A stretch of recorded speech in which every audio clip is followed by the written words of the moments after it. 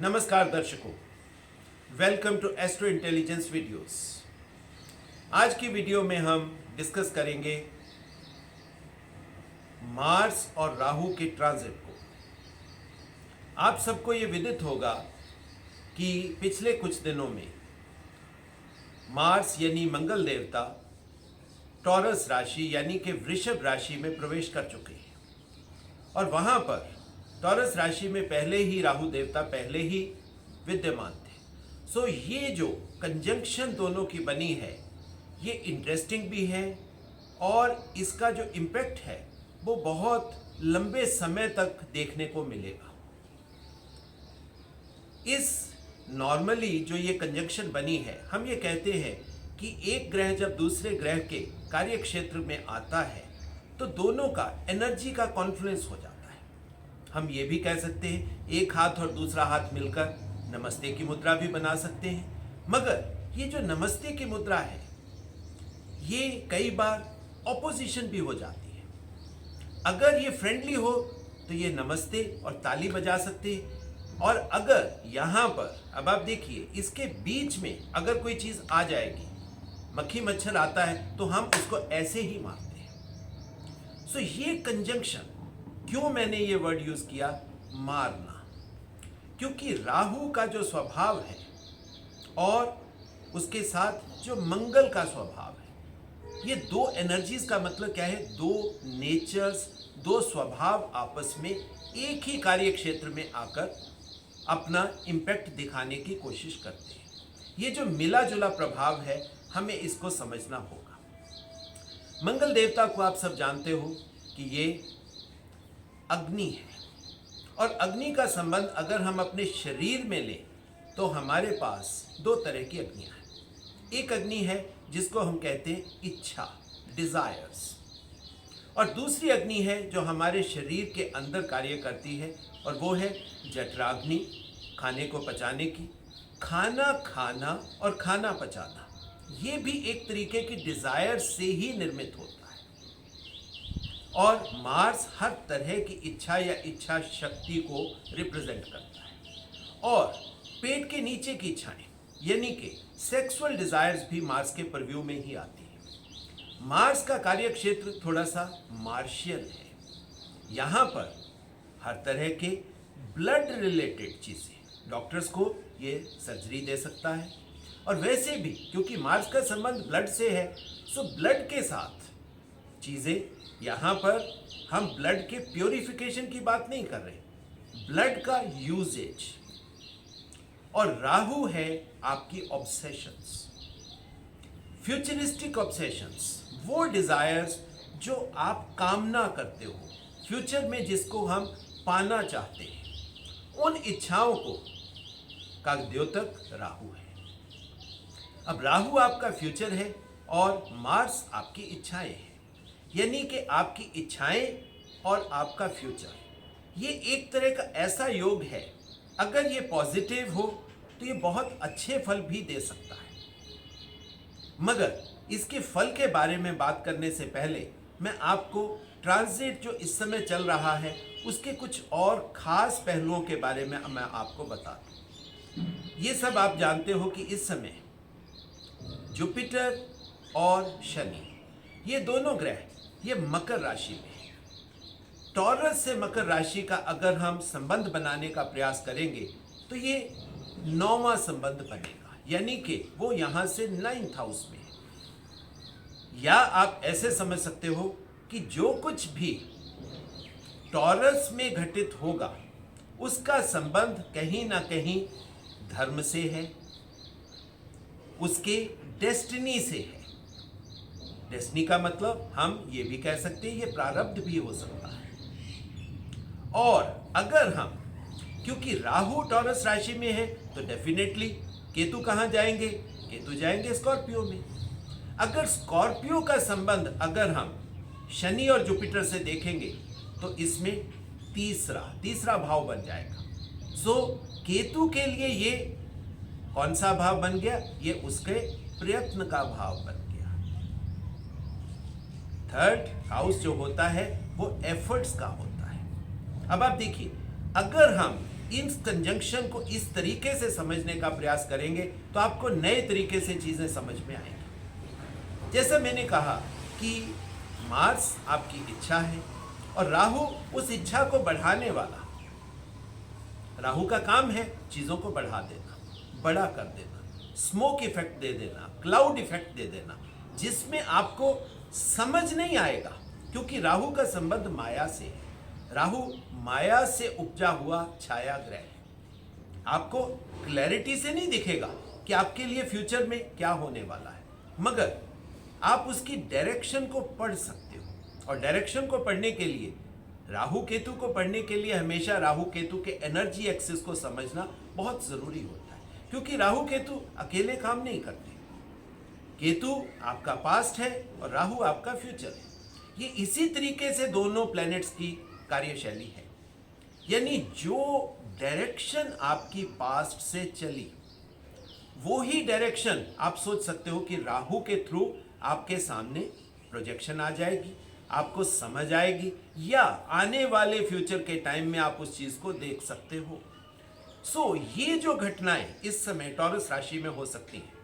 और टॉरस राशि, अगर हम भाव की बात करेंगे तो टॉरस राशि का भाव जो है ये फैमिली है, क्योंकि टॉरस राशि का संबंध फैमिली से है।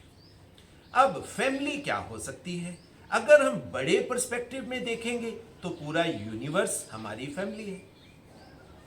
उसके बाद यूनिवर्स, जो धरती पर रहने वाले जितने भी लोग हैं, जितने भी देश हैं, ये सब हमारी फैमिली है।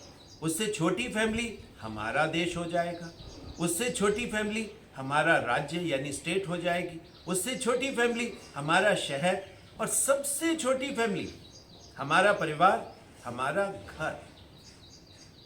अब आप देखिए, ये जो फैमिली, जो आपका एनवायरनमेंट है, यहां पर इस समय राहु और मार्स, कहने को एकेडेमिकली बोल दिया जाता है कि अंगारक योग है, क्योंकि राहु का संबंध हम गुस्से से मार्स का संबंध हम गुस्से से लेते हैं। और गुस्सा जब राहु के साथ मिलता है तो हम ये कहते हैं ये भयंकर गुस्सा दे जाता है, गुस्सा बढ़ जाएगा, अंगारक योग। मगर क्योंकि राहु का नेचुरल ज़ोडिएक, यानी कि अगर हम काल पुरुष कुंडली की बात करते हैं तो काल पुरुष कुंडली में राहु आपके प्रथम और अष्टम भाव का समझाने वाला या उसके बारे में बताने वाला है। अब यहां पर ये जो टॉरस और स्कॉर्पियो का कॉम्बिनेशन बना है, इसमें आप देखेंगे, क्योंकि टॉरस आपका 8वां नंबर है और 8वें नंबर का लॉर्ड तो वैसे भी मार्स ही होता है। यहां पर मार्शियल एनर्जी थोड़ी सी आपको स्ट्रॉन्ग दिखेगी, आप में एनर्जी, ऊर्जा आप में ज्यादा होगी, और उसको बढ़ाने का कार्य कौन करेगा? वो करेगा राहु। अब मार्स आपके शरीर से है, क्योंकि मार्स भूमि कारक है। मार्स को हम कह देते हैं मंगल भूमि पुत्र है। ये आपके शरीर से संबंधित चीजें हैं, और शरीर से संबंधित चीजें आपके परिवार में बढ़ेंगी, जिसमें कॉमन बोल दिया जाता है कि गुस्सा है, मगर आपके शरीर के अंदर की चीजें भी हैं। जो लोग मार्स को अच्छे ढंग से समझते हैं वो बिल्कुल इस बात से समझते हैं, क्योंकि मार्स का संबंध हम बजरंग बली से भी लेते हैं। बजरंग बली हनुमान से, और हनुमान कौन है? वो तो वायु पुत्र हैं। अब मार्स है अग्नि से संबंधित और बजरंग बली है वायु से संबंधित। अग्नि और वायु, वायु तो अग्नि को हमेशा बढ़ाएगी। अब ये जो चीज है, और दूसरा राहु जो है, राहु का संबंध वैसे ही वायु से है, क्योंकि राहु तो कहीं एक जगह पे टिक के कार्य करने की बात ही नहीं है। राहु का संबंध हमारी रिलोकेशन से है। जो चीज प्रेजेंट में नहीं है, प्रेजेंट में भूमि पुत्र राहु है, यानी शरीर है, हमारा परिवार है, हमारी धरती है, हमारा स्टेट है, हमारा देश है, ये रियलिटी है। उस रियलिटी को दूर लेकर जाने वाली क्षमता जो है वो राहु है। यहां पर अकेला गुस्सा नहीं, आपकी रीलोकेशंस भी हो सकती हैं यहां पर, यानी कि फिजिकल रीलोकेशन, क्योंकि राहु ये करने की क्षमता रखता है। अब यहाँ पर क्यों मैंने आपको कहा था कि इसका अगर हम 9th संबंध लेंगे, 9वां संबंध किससे होता है? आपके धर्म से है, आपकी किस्मत यानी डेस्टिनी से है। तो कहीं ना कहीं जो यहां पर घटित हो सकता है उससे आपकी किस्मत बदल सकती है। और इस समय वो कहां पड़े हैं दोनों प्लैनेट, शनि और गुरु? वो पड़े हैं मकर राशि में। मकर राशि आपका कार्य क्षेत्र है। सो जो घटनाएं इस समय टॉरस राशि में होंगी उसका डेस्टिनी का संबंध आपके कार्य क्षेत्र से है। और शनि और गुरु कॉम्बिनेशन, ये तो धर्म कर्म युति है। अब आप देखिए, अंगारक योग से दिमाग में किसी के भी नेगेटिव बात आती है, मगर जब हम उसके धर्म स्थान को देखते हैं तो धर्म स्थान में धर्म कर्म युति पड़ी है। सो आपका कार्य क्षेत्र कहीं ना कहीं गलत नहीं होने वाला। मगर एक बात है, अगर मार्स नेगेटिव हो गया, राहु नेगेटिव हो गया, आपके गुस्सा बढ़ गया, गुस्से से आपके शरीर में बहुत कुछ ऐसा हो सकता है जिसका इफेक्ट आपके लिए काफी आगे जाकर होगा।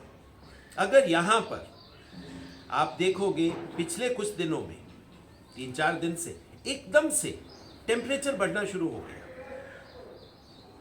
जो टेम्परेचर नॉर्मली हमें अप्रैल में मिलता है वो टेम्परेचर हमें अभी इस समय देखने को मिल गया। दिन का टेम्परेचर इस समय 31-32 डिग्री पहुंच गया। उससे जो एकदम से गर्मी आई तो वातावरण में क्या हुआ? नमी सूख गई। नमी सूखते ही पौधे सूखने शुरू हो गए।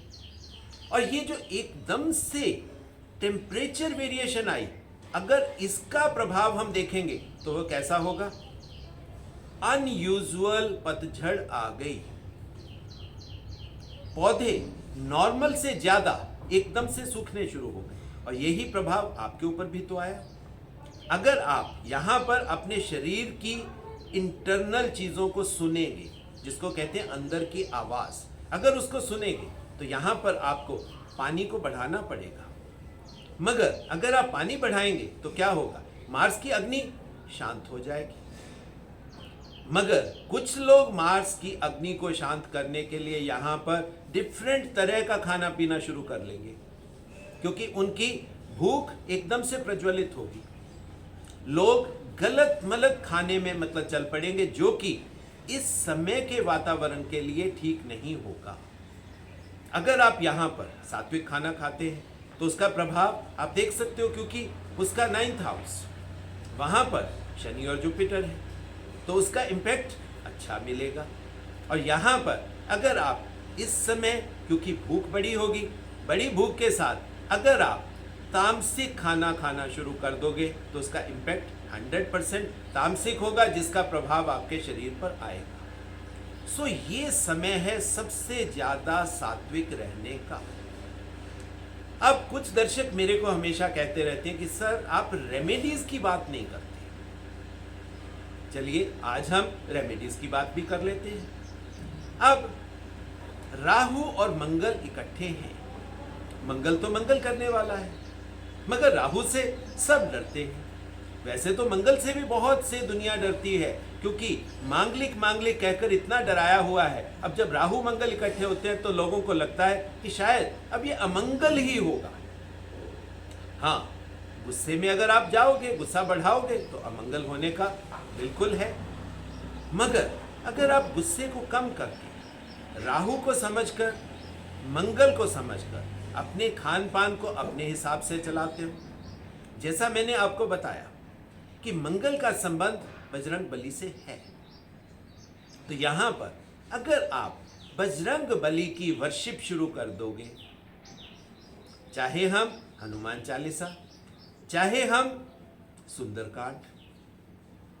अब देखिए यहां पर मैं आपको एक बात बता दूं, ये जो वर्शिप है अगर लिमिट में की जाएगी तो इसका प्रभाव पॉजिटिव होगा। अगर हम सारा दिन शरीर की चीजों को बढ़ाने के लिए, क्योंकि कोई भी वर्शिप आपकी इच्छा शक्ति से ही उसका आगे रिजल्ट आपको मिलता है, और ये बात भगवान श्री कृष्ण ने बड़े क्लियर शब्दों में हमें समझाई है कि जो चीज़ आपके दिमाग में होगी उससे आपके जो आप कर्म करोगे, जो उसका फल है, वहीं से निश्चित हो जाएगा। अगर हम बजरंग बली का पाठ यानी कि हनुमान चालीसा या सुंदरकांड हम किस इच्छा से कर रहे हैं, अगर हम शारीरिक चीज़ों को बढ़ाने के लिए कर रहे हैं तो वो बढ़ जाएंगी। अगर हम शारीरिक चीज़ों को सात्विक कर कर शांत करने की इच्छा से कर रहे हैं तो वो भी बढ़ेगा। यहाँ पर हर चीज़ को बैलेंस में लाना बहुत ज़रूरी होता है। मार्स की सबसे बड़ी रेमेडी क्या है? मार्स की रेमेडी है कि आपको बैलेंसिंग करनी है, सेंटरिंग करनी है। और ये जो ऊर्जाएं हैं यहाँ पर, अब आप देखिए, आपका मणिपुर चक्र जो आपका नाभि स्थान है, ये सबसे बड़ा रोल प्ले करता है। और क्यों मैंने बजरंग बली की बात आज छेड़ी है? क्योंकि इस योग में ये बहुत स्ट्रॉन्ग रेमेडी बनती है। आप प्राणायाम कीजिए, क्योंकि वायु का संबंध हमारे शरीर में प्राणों से है। प्राणों की ऊर्जा तो बढ़ी हुई है। प्राणों की ऊर्जा जब बढ़ी हुई है तो इस वातावरण का या इस स्टेट का बेनिफिट उठाना बनता है। और अगर हम सही ढंग से कपालभाति कर रहे हैं, अनुलोम विलोम कर रहे हैं और भ्रामरी प्राणायाम कर रहे हैं तो बहुत अच्छा प्रभाव आपके मणिपुर चक्र पर आएगा। और अगर आपने इस पीरियड में ये जो अंगारक योग का जो टाइम जोन है ये ऑलमोस्ट 14 फरवरी तक का है, 14 अप्रैल तक का है, क्योंकि मार्स जब भी किसी राशि में आता है वो ऑलमोस्ट 45 दिन की यात्रा होती है। ये जो 45 दिन आपको मिलेंगे, अगर आप इसका फोकस, चाहे आप फिजिकल वर्शिप यानी कि हनुमान चालीसा, बजरंग बली की आराधना आप वैसे कर सकते हो, उसका भी प्रभाव है। अगर आप अपने शरीर के अंदर उतरकर जो इंटरनल साधना है, अगर आप वहाँ पर प्राणायाम के थ्रू अपने मणिपुर चक्र को एक्टिवेट कर लोगे तो उसका प्रभाव क्या होगा? आपका सोलर प्लेक्सिस एक्टिवेट हो जाएगा। क्योंकि ये जो मणिपुर चक्र है ये एक्चुअल में आपका सोलर प्लेक्सिस है। और आप देखिए मजेदार चीज, मार्स यानी मंगल इस समय कौन से नक्षत्र में आए हैं? वो आए हैं कृत्तिका नक्षत्र में। इंटरेस्टिंग चीज है, कृत्तिका नक्षत्र किसका है? सूर्य का नक्षत्र है। अगर हम यहां पर प्राणायाम करके अपनी मणिपुर चक्र को एक्टिवेट करते हैं तो आपका सोलर प्लेक्सिस अच्छे ढंग से एक्टिवेट हो जाएगा। और अगर सोलर प्लेक्सिस आपका अच्छे ढंग से एक्टिवेट हो गया तो आप उसका प्रभाव आपके ब्रेन में हार्मोन रेगुलेशन में है। आपके शरीर के जो हार्मोन्स हैं वो सही तरीके से रेगुलेट हो जाएंगे। और जो लोग इस चीज को समझते हैं वो ये भी समझते हैं कि कृत्तिका नक्षत्र में ही चंद्रमा एग्जॉल्ट करता है। अब आप देखिए यहां पर इनडायरेक्टली आपकी एनर्जीज कहां पे काम कर रही हैं? आपकी एनर्जीज आपके मन को भी बैलेंस कर देंगी। जो एग्जॉल्टेड मन कहीं ना कहीं राहु की तरफ भागेगा तो वो एग्जॉल्टेड मन आपका बैलेंस में आ जाएगा, कंट्रोल में आ जाएगा, उसकी ग्राउंडिंग हो जाएगी। वो एग्जॉल्टेशन गलत रास्ते पर नहीं लेकर जाएगी। और राहु का संबंध होता ही हार्मोन से है। ये जो कंजंक्शन है, अब आप इसको समझिए, क्योंकि राहु का संबंध, आपने मणिपुर चक्र को एक्टिवेट किया, ये वातावरण किसका बना? सोलर प्लेक्सिस का। सोलर प्लेक्सिस का मतलब क्या है? कृत्तिका नक्षत्र, आप ऐसे समझ लीजिए। और क्योंकि राहु का संबंध हार्मोन से है तो हम अपने हार्मोन्स को बैलेंस कर सकते हैं, जिससे आपके शरीर की अंदर की एनर्जीज बिल्कुल सही ढंग से कार्य करने लगेगी। और ये ही इसका 9th अगर आप देखोगे, शरीर के लिए हम उनको इस्तेमाल कर रहे हैं तो वो एनर्जी हमारे शरीर में अच्छा प्रभाव देगी। अगर हम उसी एनर्जी को थोड़ा सा बढ़ा लेंगे, अब आप देखिए यहां पर अनरेस्ट पूरी दुनिया में बढ़ा हुआ है। चाहे बात अमेरिका की कर लें, चाहे बात रशिया की कर लें, चाहे बात चाइना की कर लें, चाहे बात ताइवान की कर लें, चाहे बात यूरोपियन देशों की कर लें, या बात कर लें हमारे अपने देश की भी। आप देखिए टेम्पर्स बढ़े हुए हैं। और राहु मार्स ये अंगारक योग ये जनरलाइज टेम्पर को बढ़ाया हुआ है। सो यहां पर लोगों को अगर अपने टेम्पर्स को शांत करना है, अपने अच्छे भविष्य की कामना करते हुए कार्य क्षेत्र में जाना है, तो ये जो टाइम है ये रेवोल्यूशंस का भी टाइम है। यहां पर आप देखोगे कि उस तरह की रेवोल्यूशन जो क्लेंजिंग करेंगे। क्यों? क्योंकि जुपिटर शनि आपके मकर राशि में है।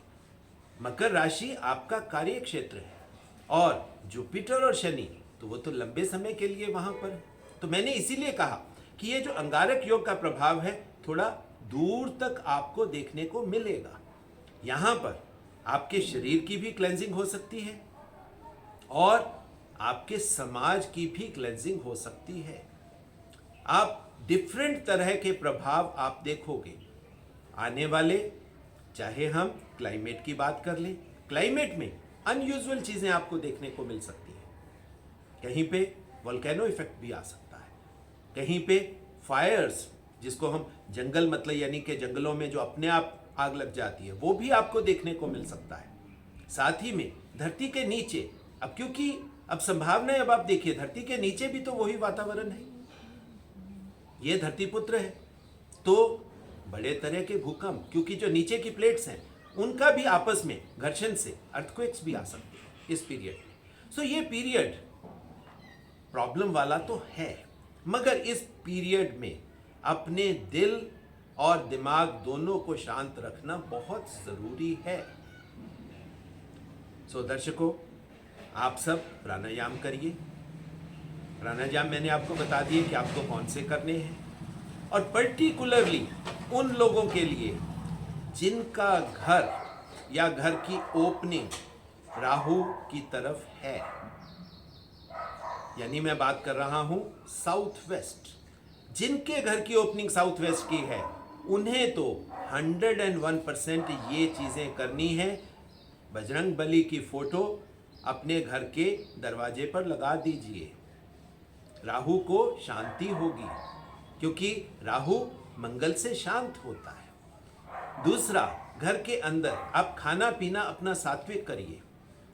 यहां पर आपको प्राणायाम बहुत काम करेगा। ये इस तरह की रेमेडीज हैं जिससे अपने शरीर को ही नहीं, हम अपने वातावरण को भी अच्छा कर सकते हैं। और प्लस जो लोग यज्ञ को समझते हैं, यानी कि हवन को समझते हैं, इस समय खास तरह की आहुतियां दी जाती हैं, जिससे हालांकि हवन यज्ञ में अग्नि तो प्रज्वलित होती है, मगर जो जड़ी बूटियां हम सामग्री के माध्यम से उसमें डालते हैं, उस तरह की जड़ी बूटियां डाली जाएं जिससे दिल और दिमाग शांत हो। इस समय ये चाहिए करना। सो दर्शकों, ये इस अंगारक योग का मेरा अपना आकलन है, और आशा करता हूं कि ये चीज़ें इस्तेमाल करके आप इस पर्टिकुलर ट्रांजिट की जो टाइम है, इसमें अपने शरीर को, अपने मन को, अपने घर को और अपना बाहर के वातावरण को सबको शुद्ध भी रखोगे और शांति भी आप लाने का प्रयास करोगे। बाकी कोई भी वीडियो मेरी उस एक रिक्वेस्ट के बिना पूरी नहीं होती। वो निवेदन मैं आपसे हर वीडियो में करता हूँ, इस वीडियो में भी करूँगा कि एस्ट्रो इंटेलिजेंस आपका अपना चैनल है, रियल वैदिक एस्ट्रोलॉजी का प्लेटफॉर्म है, और इस नॉलेज को, इस इंफॉर्मेशन को, इन वीडियोस को और इस चैनल को ज़्यादा से ज़्यादा आप शेयर करें, ताकि ऑथेंटिक वैदिक एस्ट्रोलॉजी की नॉलेज घर घर तक पहुँचे।